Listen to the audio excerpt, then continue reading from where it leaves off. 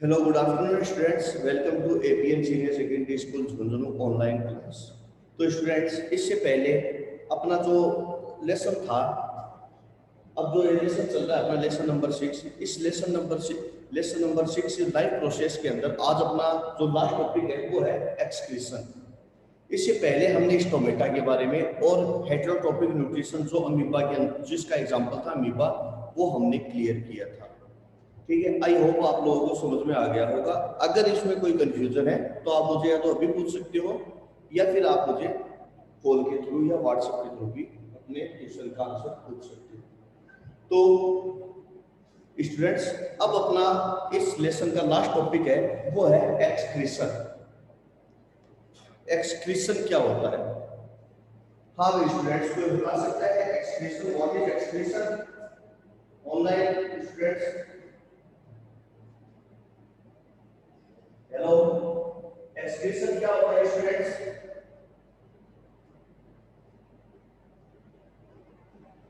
What is excretion? तो देखिए students, चलिए मैं बता देता हूं कि एक्सक्रीशन क्या है। कि एक्सक्रीशन का मतलब क्या है कि हमारी बॉडी में केमिकल रिएक्शन लगातार होती है। आपको पता है, हम खाना भी खाते हैं, पानी भी पीते हैं, ठीक है। उस दौरान हमारी बॉडी के अंदर केमिकल रिएक्शन होती है, और जहां पर भी कोई भी केमिकल रिएक्शन होती है वहां पर दो प्रकार के सब्सटेंस स्टूडेंट्स जरूर बनते हैं, ठीक है। एक तो बनते हैं यूजफुल और एक होते हैं हार्मफुल। जो हार्मफुल सब्सटेंस बनते हैं स्टूडेंट्स उसको कहते हैं वेस्ट मटेरियल, ठीक है ना। जो हार्मफुल सब्सटेंस बनते हैं ना उसको हम कहते हैं वेस्ट मटेरियल। और वो वेस्ट मटेरियल हमारी बॉडी के लिए काफी नुकसानदायक भी होते हैं, ठीक है। तो यह वेस्ट मटेरियल, इन वेस्ट मटेरियल को जरूरी है कि बॉडी से बाहर निकालना। और बॉडी से बाहर हम खुद कैसे निकालें? बॉडी में खुद में ही ऐसी क्वालिटी होती है कि वो अपने आप ही जो यूजफुल मटेरियल है उसको तो अपने आप ही अपने पास रख लेती है, और जो वेस्ट मटेरियल है, जो हार्मफुल सब्सटेंसेज है, उसको बॉडी से रिमूव कर देती है। ऐसी इसमें खुद की एक क्वालिटी होती है। तो उसको रिमूव करने की, बॉडी से रिमूव करने की जो प्रोसेस होती है ना, उसे हम कहते हैं एक्सक्रीशन। इस प्रोसेस को हम क्या कहते हैं? एक्सक्रीशन। और जिन ऑर्गन के द्वारा यह प्रोसेस कंप्लीट कराई जाती है उसको एक्सक्रीटरी ऑर्गन कहते हैं, ठीक है।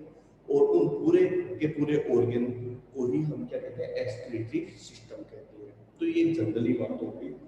तो अब बात करते हैं कि हमारी बॉडी में कौन कौन से सब्सटेंस है वह एक्सक्रीटरी सब्सटेंस के रूप में होते हैं, यानी हार्मफुल सब्सटेंस के रूप में कौन कौन से सब्सटेंस हमारे बॉडी में होते हैं।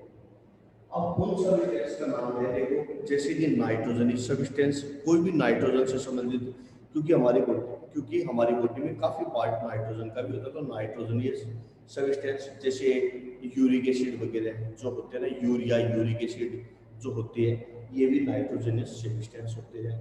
तो नाइट्रोजनस सब्सटेंस कार्बन डाइऑक्साइड, ठीक है, कार्बन डाइऑक्साइड भी हो सकती है, ठीक है। तो ऐसे सब्सटेंस जो होते हैं, इसके अलावा कई प्रकार के साल्ट, ठीक है। तो ये सारे के सारे हार्मफुल सब्सटेंस है, तो इसको बॉडी से एक्सक्रीशन करने की प्रोसेस। तो एक्सक्रीशन की डेफिनेशन देखिए स्टूडेंट। एक्सक्रीशन की डेफिनेशन क्या होगी कि the process of removal of harmful substance, the process of removal of harmful substance from the body, the process of removal of harmful substance from the body, यानी body से बाहर निकालने की process क्या, हार्मफुल सब्सटेंस को बाहर निकालने की प्रोसेस क्या कहलाती है? एक्सक्रीशन कहलाती है, ठीक है। आप ये भी लिख सकते हो कि the process of removal of nitrogenous waste, ठीक है, from the body is called excretion, ठीक है। तो इसमें से आप कोई भी देख सकते हो। अब ह्यूमन बीइंग के अंदर एक्सक्रीटरी सिस्टम कई है, जिसमें से सबसे इंपॉर्टेंट और सबसे खास जो एक्सक्रीटरी सिस्टम है वो है किडनी, ह्यूमन किडनी, जो यूरिन फॉर्मेशन करती है, ठीक है स्टूडेंट्स। ये क्या करती है? यूरिन फॉर्मेशन करती है।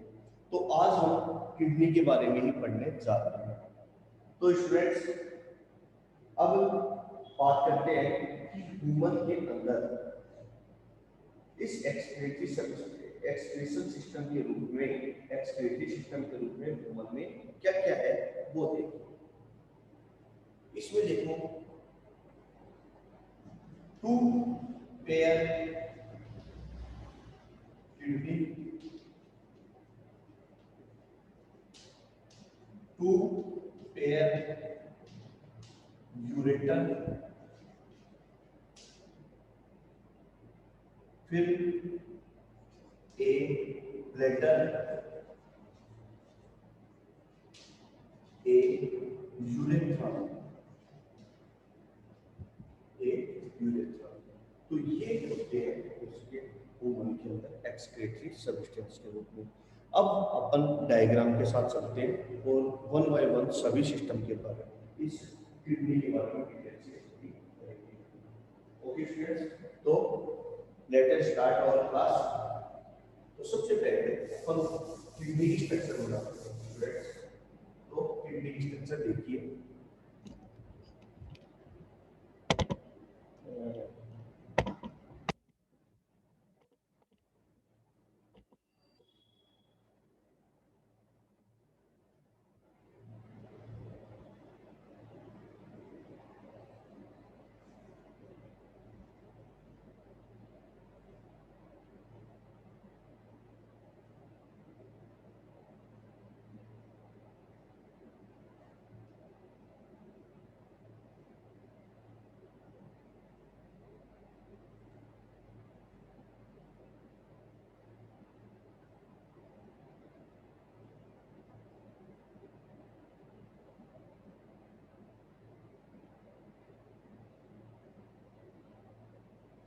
तो स्टूडेंट्स आप भी इस स्ट्रक्चर को साथ साथ बना लीजिए।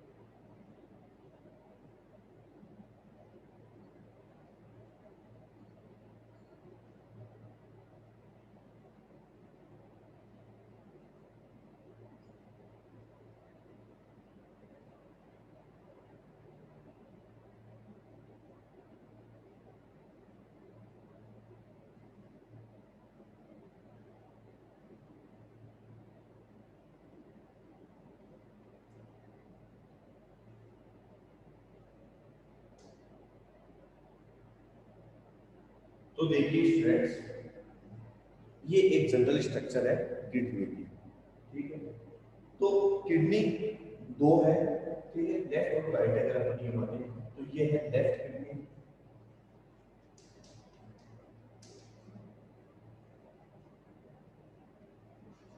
इसको आप लो right kidney.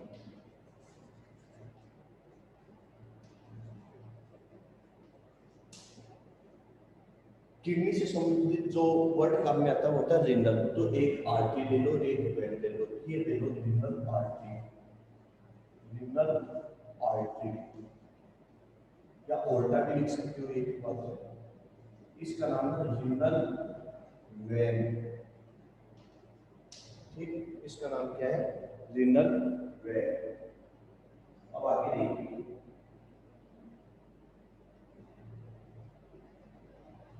Renal artery, renal vein. Students इसका नाम जो है वो है यूरेटर, यूरेटर। इसका नाम है ब्लैडर, ये जो हिस्सा है इसको कहते हैं ब्लैडर, ये यूरेथ्रा,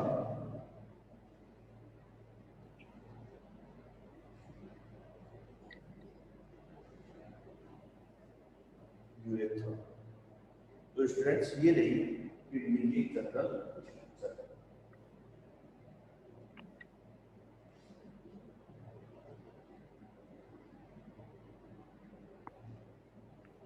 एक ये जो भी मैंने बनाए थे ना, इसका नाम है एड्रिनल ग्लैंड, ये लिखना चाहो तो लिख दो, ये है एड्रिनल ग्लैंड।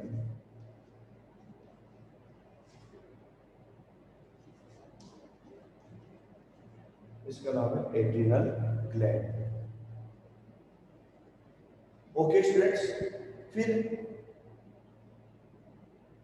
एक स्ट्रक्चर और है किडनी की, एलएस, ये और बना लीजिए।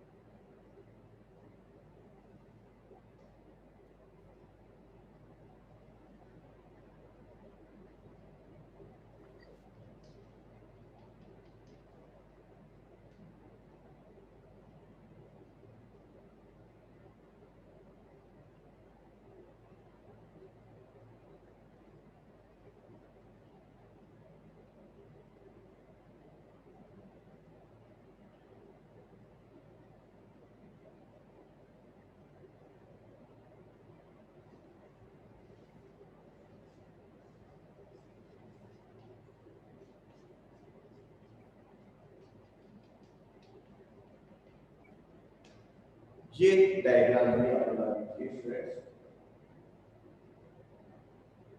अब इसमें देखो स्टूडेंट, ये जो पार्ट है इसको कहते हैं कोर्टेक्स, ये है मेडुला,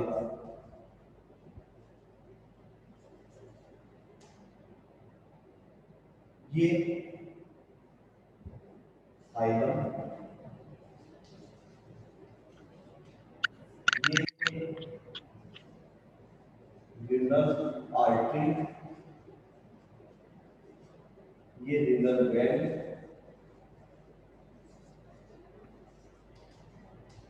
ये उतर लीजिए।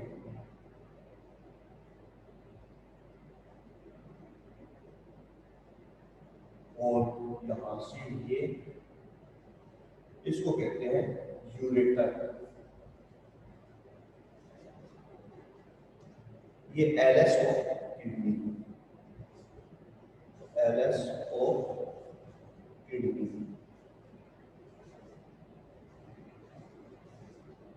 एलएस ऑफ किडनी यानी लॉन्गिट्यूडिनल सेक्शन। जैसे किडनी है ना, इसको अगर यूं काटे और यूं देखें तो ये ऐसी दिखाई देती है अंदर से। तो आगे के बराबर,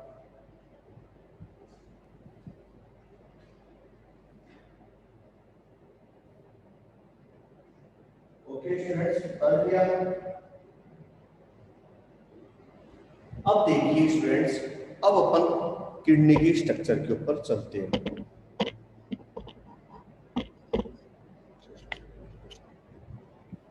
हाँ, अब अपन किडनी की स्ट्रक्चर के ऊपर डिटेल स्टडी करते हैं। देखिए, ये हमारी बॉडी के अंदर जो किडनी होती है वो इस तरीके की होती है, ठीक है स्टूडेंट्स। तो हमारी जो बॉडी के अंदर किडनी है उसकी स्ट्रक्चर कैसी होती है, इस तरीके की होती है।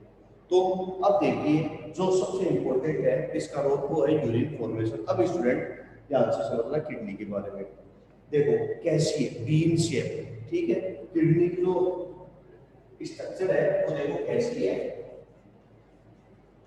बीन शेप्ड, बीन शेप का मतलब जो सेम की फली होती है ना, जैसे ये अपन ने स्टोमेटा देखा था, स्टोमेटा जैसे बीन शेप, तो इसकी स्ट्रक्चर है बीन शेप। फिर कितनी है टोटल नंबर ऑफ किडनी? 2।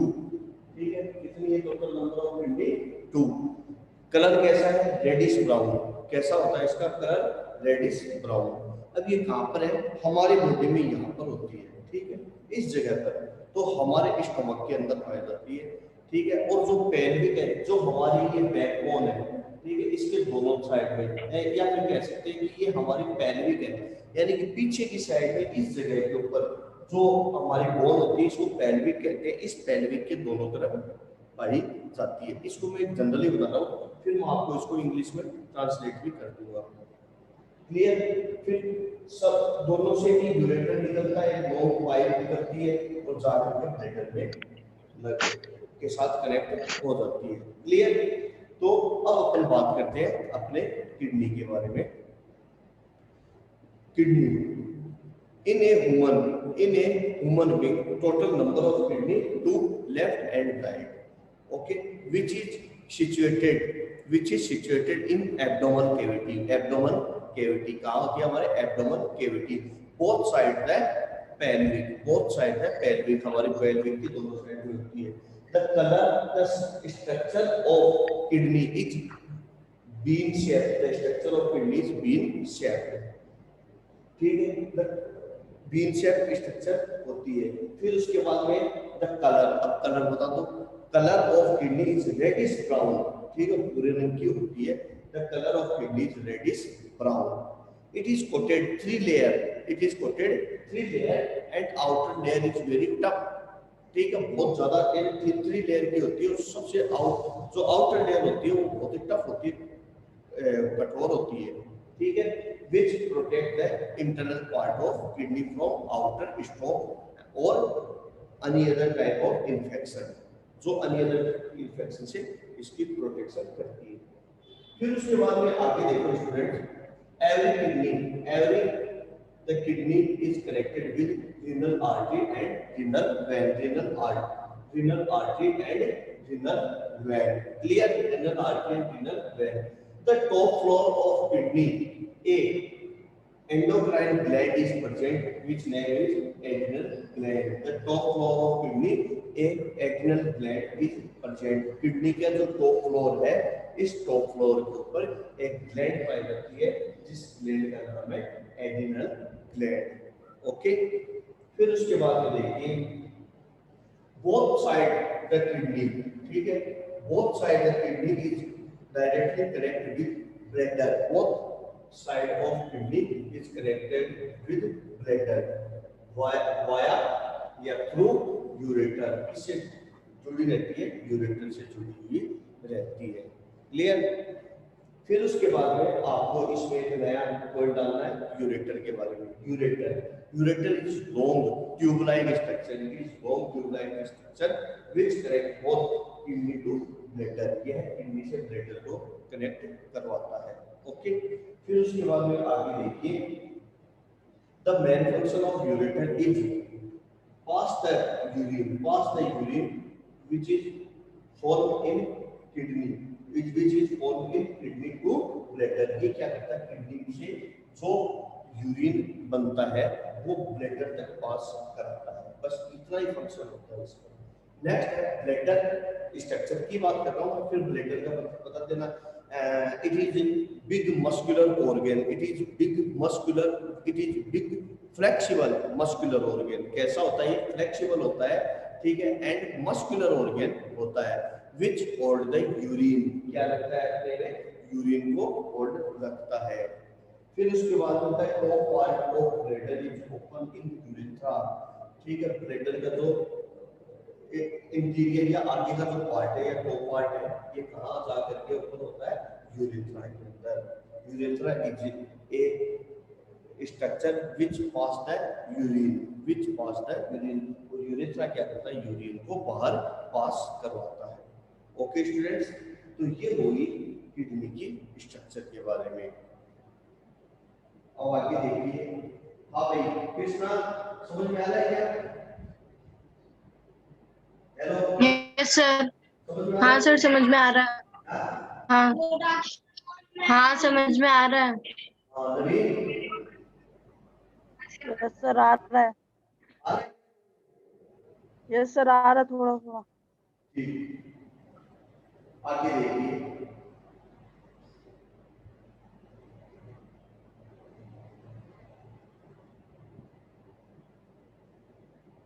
अब किडनी की स्ट्रक्चर हो गई।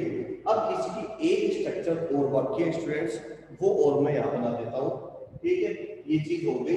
अब इसकी एक स्ट्रक्चर और है, उसके बारे में बस एक वो और है। अब आगे देखिए, एक है स्ट्रक्चर ऑफ नेफ्रॉन। ध्यान से समझना इसको, तो इसको मैं मिटा रहा हूँ। नेक्स्ट बना लो आप, स्ट्रक्चर ऑफ नेफ्रॉन।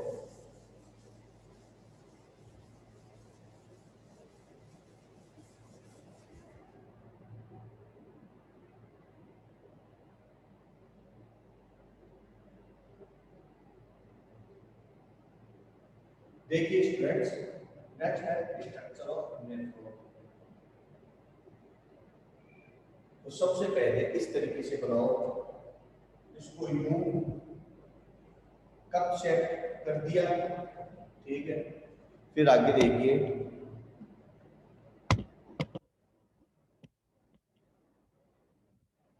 और फिर अब आगे देखिए,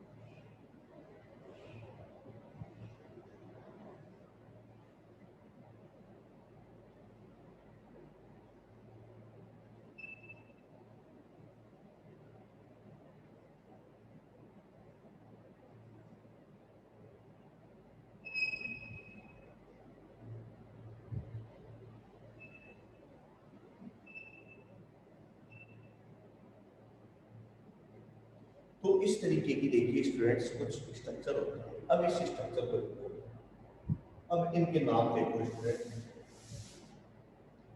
अब इसके नाम देखना।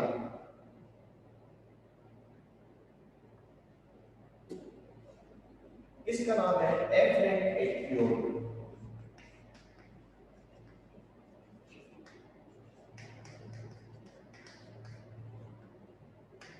इसका नाम है एफरेंट एट्रियोल।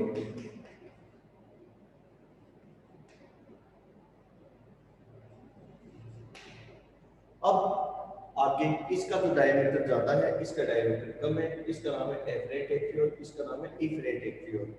इसका नाम है बोमेन कैप्सूल, बोमेन कैप्सूल। इसका नाम है स्टूडेंट्स ग्लोमेरुलस।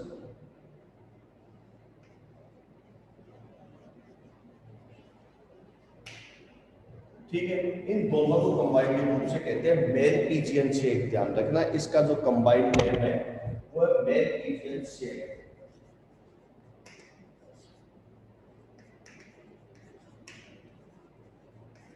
इसका जो नाम है कंबाइंड वो है Malpighian shake.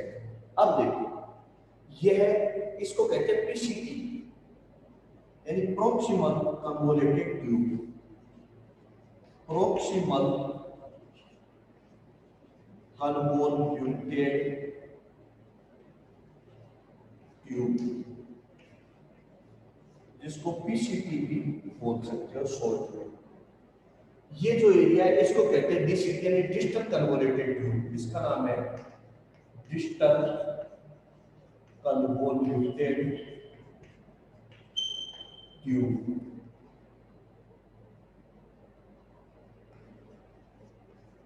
DCT distal convoluted tube. ठीक है, फिर उसके बाद में आगे इसे कहते हैं हेनलेज लूप। स्टूडेंट ध्यान से समझो, इसको कहते हैं हेनलेज लूप।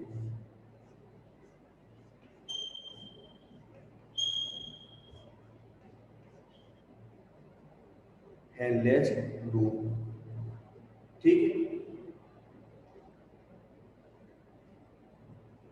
तो ये हो गई अपनी एक जनरल स्ट्रक्चर ऑफ नेफ्रॉन। तो देखिए स्टूडेंट्स, अब इसके बारे में आगे बताता हूँ कि किडनी की जो स्ट्रक्चर है, किडनी की स्ट्रक्चर के अंदर देखिए, फिर नेफ्रॉन की स्ट्रक्चर, नेफ्रॉन की स्ट्रक्चर के अंदर देखिए जो वो अपर पार्ट क्या कहलाता है, जिसमें ग्लोमेरुलस होता है। ग्लोमेरुलस दो प्रकार की ट्यूब से जुड़ा रहता है, यहाँ से ब्लड आता है और यहाँ से जाता है। ठीक है, इसको कहते हैं एफरेंट एट्रियोल्स और इसको कहते हैं इफरेंट एट्रियोल। इसको एफरेंट और इसको इफरेंट एट्रियोल्स कहते हैं। ठीक है, अब आगे देखिए, एफ्रियोन का डायमीटर ज्यादा होता है, इफरेंट का डायमीटर कम होता है। ओके स्टूडेंट्स, फिर उसके बाद में नीचे देखिए, यहाँ से जब ब्लड फिल्टर होता है तो यहाँ पर एक कैप लाइक स्ट्रक्चर होती है जिसे बोमेन कैप्सूल कहते हैं। और ग्लोमेरुलस और बोमेन कैप्सूल, ग्लोमेरुलस और बोमेन कैप्सूल को कंबाइंड रूप से हम क्या कहते हैं, मेलपीजियन शेक कहते हैं। ठीक है, क्या कहते हैं इसको, मेलपीजियन शेक। फिर उसके बाद में देखिए, अब हम बात करते हैं कि इसमें ये जनरल स्ट्रक्चर हो गई किसकी, किडनी की। अब हम यूरिनेशन के बारे में देखते हैं कि यूरिन फॉर्मेशन होता कैसे है। तो अब देखिए स्टूडेंट, एक्चुअल में यूरिन फॉर्मेशन कैसे होता है, एक नाम और रह गया था, इसका नाम है कनेक्टिव डक्ट। और ये ब्लड वेसल्स की जो दिख रहे हैं ना, इसका नाम है ब्लड वेसल्स। Blood vessels. देखिए अब इसमें यूरिन फॉर्मेशन स्टूडेंट होगा कैसे, देखिए। तो स्टूडेंट्स में इस साइड में ये इरेज कर देता हूं, ठीक है, थोड़ा समझाने के लिए इस हिस्से को मैं इरेज कर देता हूं। देखिए स्टूडेंट्स, होता क्या है कि सबसे पहले देखिए हमारा जो, क्योंकि हमारा जो भी केमिकल प्रोसेस से जो भी सब्सटेंस होता है वो सारा का सारा हमारे ब्लड में मिल जाता है। तो होगा क्या कि ब्लड इधर से आएगा, एफरेंट एट्रियोल से आएगा, ठीक है, और इफरेंट से, ठीक है, और इफरेंट से चला जाएगा। लेकिन एफ एंड का डायमीटर ज्यादा होता है, इसका कम होता है, तो ग्लोमेरुलस के ऊपर, ठीक है, ग्लोमेरुलस के ऊपर एक प्रेशर पड़ेगा, प्रेशर पड़ते ही यहाँ से ब्लड फिल्टर हो जाएगा, ठीक है, क्या हो जाएगा, ब्लड फिल्टर हो जाएगा और किस में आ जाएगा, बोमेन कैप्सूल में आ जाएगा, ठीक है। तो यहाँ से फिल्टर होकर कहाँ जाएगा, बोमेन कैप्सूल।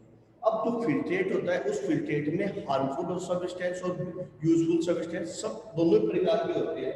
जैसे देखिए urea, uric acid, water, amino glucose, amino acid, glucose, amino acid, ठीक है। तो देखिए ये तो है harmful substance, urea, uric acid और वाटर, और ये है यूजफुल सब्सटेंस, ये हार्मफुल, ये यूजफुल सब्सटेंस। जो वाटर है वो इसमें भी आएगा और इसमें भी आएगा, इसलिए मैंने वाटर को बीच में लिखा है। अब आगे देखिए स्टूडेंट, ये फिल्ट्रेट में आ जाते हैं। अब जैसे ही ये है आगे की तरफ धीरे धीरे नीचे की तरफ आते हैं, तो इसमें से यूजफुल सब्सटेंस जैसे वाटर, ग्लूकोज और अमोनिया, इसको क्या कर दिया जाता है, एब्जॉर्ब कर दिया जाता है और ब्लड वेसल्स में डाल दिया जाता है। इसी प्रकार से जैसे ही ये आएगा हेडलेस ग्रुप में आएगा, इसका रीअब्जॉर्वेशन है, ठीक है, रीअब्जॉर्वेशन और हो जाएगा और इसको ऑब्जर्व करके वापस ब्लड वेसल्स में ब्लड में डाल दिया जाता है। और ऐसे करते करते लास्ट में इसमें से जो भी यूजफुल सब्सटेंस जैसे ग्लूकोज है, फ्रक्टोज है, एमिनो एसिड है, ठीक है, कुछ प्रकार के साल्ट है, उसको अब्जॉर्ब कर लिया जाता है और लास्ट में जो वेस्ट मटेरियल बचता है, क्या यूरिया है, यूरिक एसिड है, वाटर थोड़ा मिला हुआ जरूरी है क्योंकि लिक्विड फॉर्म में ही होता है, ठीक है, वो सारा सारा कलेक्टिंग के थ्रू किसमें आ जाता है, यूरेटर, सॉरी किडनी और फिर यूरेटर के थ्रू जाकर के ब्लडर में कलेक्ट हो जाता है। इस तरीके से इसे कहते हैं urine formation process of urine formation. Okay students, तो ये होगी अपना किडनी यूरिन फॉर्मेशन के बारे में डिटेल्स। फिर उसके बाद में देखिए स्टूडेंट्स, नेक्स्ट है आर्टिफिशियल किडनी या डायलिसिस, ठीक है। अपना जो नेक्स्ट टॉपिक है स्टूडेंट वो है renal failure technology for survival या आर्टिफिशियल किडनी। तो ये क्या बोल रहा है कि यदि किसी इंसान की किडनी फेल हो जाए तो क्या होगा, ठीक है, या फिर इसको आर्टिफिशियल किडनी भी बोल सकते हो या फिर आप इसको डायलिसिस प्रोसेस भी बोल सकते हो। इन चीजों को जो पढ़ने जा रहा हूँ, लास्ट टॉपिक है एकदम। तो देखिए होता क्या है, यदि किडनी फेल हो जाए, यदि इंसान की किडनी फेल हो जाए या किसी भी कारण से, किसी इन्फेक्शन के कारण से, एजिंग पावर के कारण से या किसी भी प्रकार से कोई एक्सीडेंटल केस के कारण, किसी भी कारण से यदि इंसान की किडनी फेल हो जाए, खराब हो जाए, तो होगा क्या कि हमारे बॉडी का सारा ब्लड कौन फिल्टर करता है, किडनी फिल्टर करती है, तो फिल्टर नहीं होगा और हमारी बॉडी में नाइट्रोजनियस सब्सटेंस की क्वांटिटी बहुत ज्यादा बढ़ जाएगी, बहुत ज्यादा इंक्रीज हो जाएगी नाइट्रोजनियस सब्सटेंस की क्वांटिटी, ठीक है।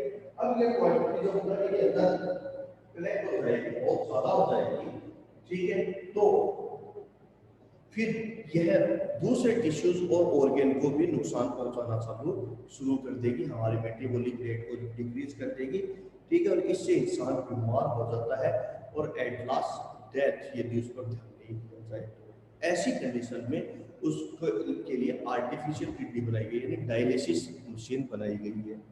जैसा कि स्टूडेंट्स आपके बुक के अंदर दिखाया गया है, देखो एक व्यक्ति, एक पर्सन सोया हुआ है, उसको मशीन के थ्रू उसकी मशीन लगाई गई है, तो होता क्या है कि इंसान की जब किडनी काम वर्क नहीं करती है, ठीक है, तो जब देखिए जब किडनी वर्क नहीं करती है स्टूडेंट, तो उस कंडीशन में इंसान के आर्टिफिशियल डायलिसिस की जाती है। डायलिसिस के अंदर क्या किया जाता है, उसकी मशीन लगाई जाती है आर्टरीज में, ठीक है, वो यहाँ पर लगाई जा सकती है या नेक में लगाई जाती है, इन्हीं जगह पर लगाई जाती है, 2-3 जगह पर। यहाँ से फिर वो ब्लड कहाँ जाता है, छोटी छोटी ट्यूबलेट में चला जाता है और यह ट्यूबलेट, ये एक ट्यूब के द्वारा छोटे छोटे ट्यूबलेट में चला जाता है और ये ट्यूबलेट जो है वो सेमी परमिएबल होती है। सेमी परमिएबल बताई थी ना आपको 9th में, यानी सेमी परमिएबल यानी जो कि हार्मफुल यानी कि यूजफुल सब्सटेंस को तो रख लेती है और हार्मफुल को रिमूव कर देती है। तो ये सेमी परमिएबल है। सेमी परमिएबल क्या करेगा, ब्लड के यूजफुल सब्सटेंस को तो वापस मशीन से फिल्टर करते हुए वापस बॉडी में भेज देती है, और उसके पास में कुछ छोटे छोटे बर्तन लगे रहते हैं, ठीक है, जिसको आप पोर्ट बोल सकते हो, छोटे छोटे पोर्ट है, उसमें यह फिल्टर होता रहता है, वेस्ट मटेरियल फिल्टर होता हुआ वो जो छोटे छोटे पोर्ट है उसमें जमा हो जाता है। और इस प्रकार से पूरा का पूरा हमारी बॉडी का ब्लड एक सर्कुलेट होता है, उस मशीन से पास आउट होकर के वापस लगातार हमारी ही बॉडी के अंदर आ जाता है, ठीक है ना। इस तरीके से हमारी ही बॉडी के अंदर पास आउट होकर के आ जाता है और पूरा ब्लड फिल्टर हो जाता है। इसे ही हम स्टूडेंट डायलिसिस कहते हैं। ओके स्टूडेंट्स, आई होप आप लोगों को समझ में आ गया होगा। एक बार आप इसको दोबारा से पढ़ लेना, ठीक है। अगर समझ में नहीं आया हो तो आप मुझसे क्वेश्चन पूछ सकते हैं। Okay student, thank you, have a nice day.